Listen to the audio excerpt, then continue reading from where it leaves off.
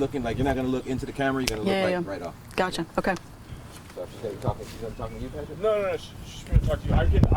I'll whisper. You know some questions. And Yeah, stuff. I'll whisper questions. Like we don't want to hear our voices at all. So we can ask the question. We're gonna cut that out, and you can kind of just tell a story, however your story kind of develops. It's no hard or fast way to do it. Okay. So we're focusing here on just topics: Jerome Little and birth of the ETMC. Yeah. Those would be the 2 topics that come to my mind. Yep. Okay. No, do you mind? But I really wanted Panera to be in it. No, we don't want to get sued. Wait, let And me. Susan, how much time do we have so we can be respectful? I mean, I don't have to be home until 6 o'clock to go next door and eat the frickin' frogmore stew, but I've got, like.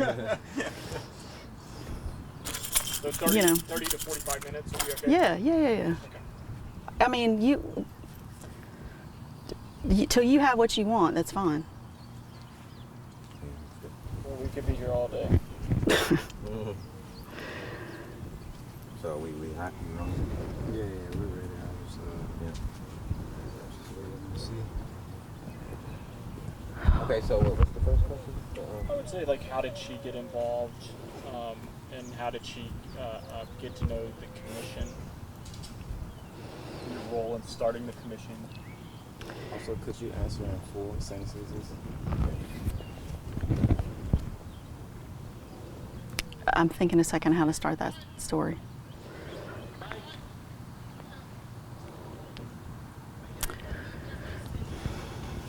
In 2004, I was a special liaison with the Philadelphia Coalition, which was a multiracial coalition that came together in honor of the 40th anniversary of the 3 civil rights workers. This community wanted to tell a different story than the one that was usually told at commemorations, at special anniversaries. And part of what we were able to do together, after addressing the elephant in the room that was race, was to issue a call for justice in that case on the 40th anniversary of the murders, June 21st, 2004. And the event was attended by the sitting governor at the time, Haley Barbour, who is a Republican, as well as 4 congressmen and 1,500 people. And I would argue that that call for justice and the subsequent work that the coalition did to meet with the local DA, to meet with the state attorney general, is what led to the attorney general reopening the case and being able to get an indictment and having a trial and a conviction of Edgar Ray Killen. It was the first time the state of Mississippi had done that. So that work was really unexpected from Philadelphia. Nobody ever expected that kind of leadership, inside or outside of the state. Nobody expected that kind of leadership from Philadelphia. I was warned by people in the Delta not to go to Philadelphia. But it was so, because it was so surprising, it had a huge platform. And of course that case is notorious, infamous. And one of the people that we worked with to get that done was a guy named Alex Thomas, who was part of the Mississippi Development Authority. His particular focus is civil rights tourism. So one of the things we did as a project for that effort was to create a civil rights driving tour of Neshoba County. And so we unveiled that with the coalition and Alex the same day that the coalition issued the first public call for justice in a press conference. So one day, probably I guess sometime that summer of 2005, Alex Thomas called me and he said, I'm working with these folks over in Tallahatchie County who want to do something about the Till case. And they've watched what y'all have done in Philadelphia and they want to know if you'd come visit. And of course I was honored and thrilled at that possibility. And that's when he put me in touch with Jerome Little. And so Mr. Little let me know when it was already called the Emmett Till Commission, let me know when they would be meeting. And I made, the plans to go. The meeting was that first meeting that I went to was in the courthouse in Charleston. So on the east side of the county, which at the time I didn't realize was odd, probably, but certainly different. And I walked into the room, and there were, I was the only woman in the room, and I was only one of two white folks. The other white person there was a man who's an architect, who they had initially talked to about helping to restore the courthouse. Y'all will have, I totally forget his name every time. I know that he got run over, his foot got run over, that's what I remember. I feel bad that I can't remember his name. He didn't say much though during the meeting. Jerome is really the person who ran the meeting. He explained what the commission wanted to do, that they wanted to restore the courthouse to the way that it looked in 1955.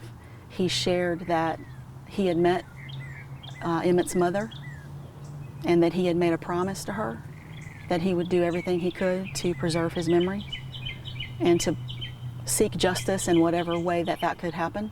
All this past, all these years past. It was incredibly compelling. And I realized that, all these men were elected officials pretty much, except for one gentleman who was a pastor.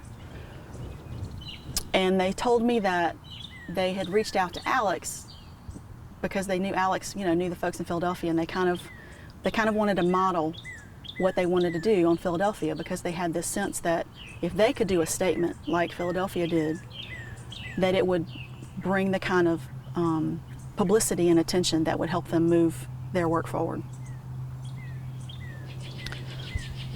Which certainly made sense to me. The challenge was that they weren't able to get any white folks yet to come to any of the meetings. And so they asked me if I could help with that. And I was happy to, and honored and thrilled to be able to do that. The other interesting thing about the meeting, aside from the fact that it was on the east side, was that the pastor who was there, he's an imposing figure. He's sort of, he's an intimidating, takes up some space, deep, resonant, preacher voice, and he has this big, huge cane, that he uses to walk with, but he's holding it, sitting, between his legs, looking at me. And after Jerome and Bobby Banks, and I think probably Mayor Grayson was there, talked about what their dreams and their hopes for the project were, Reverend spoke up, and he said, "I want to know why you're here to make money off the blood of a martyr."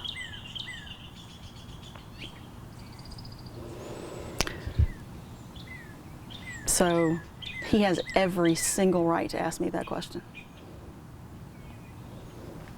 And I can only imagine how many people in the past that have shown up trying exactly to do that. So I started to try to respond to that, to be respectful, to take the question as seriously as it was intended. Mr. Little didn't let me get too far. He said, "We invited her." And there was no more discussion. So at the end of the meeting, I said, here's what I'm going to do. I'm going to start to figure out who we can reach out to get some folks there to the next meeting, and I'll be right back in touch with you. And then I did what I always do when I don't know what to do. When I was at the Winter Institute, I didn't have an answer. I didn't have a next step to look towards. I was lost or something was chaotic. I would call Governor Winter. And I said, "This is what's happening, Governor, and I don't know what to do." He said, "You need to call Betty Pearson. Here's her number." So I picked up the phone and I called Betty Pearson. And of course, Ms. Pearson is an amazing, long-time white civil rights activist from the area. And I told her why I was calling, told her who I was. She said, I will absolutely help you do everything I can. She said, "I haven't been invited to a meeting.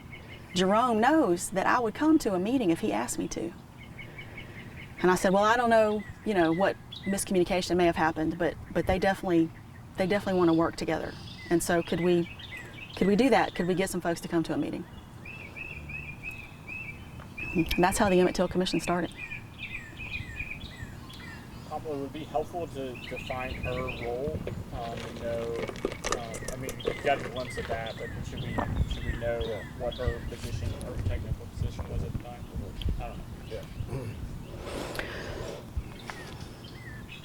So the role that I play with communities, the technical term is probably technical assistance, right? Most often the community groups that we work with are all volunteer. They're people who have full-time jobs and they have families, and they don't have a lot of time to devote to the kind of work that they want to do, but they feel passionate about that work. And luckily I was raising the money to get paid to be able to do that, so that we could do that work for free and support communities wherever they had the goodwill and intention to do some good work. So what that looked like in reality was they would tell me when they wanted to have a meeting, right? They were the official conveners. But then I would make sure to notify everybody. I created the database of the names. I took the notes in the meeting. I typed up the notes and sent them out to people. I sat in on every meeting. As much as possible, I tried not to speak unless I was asked a direct question or if there was something that it seemed like I could be helpful. For instance, if they wanted to know something about how Philadelphia did something, then I could share that. But my job is to be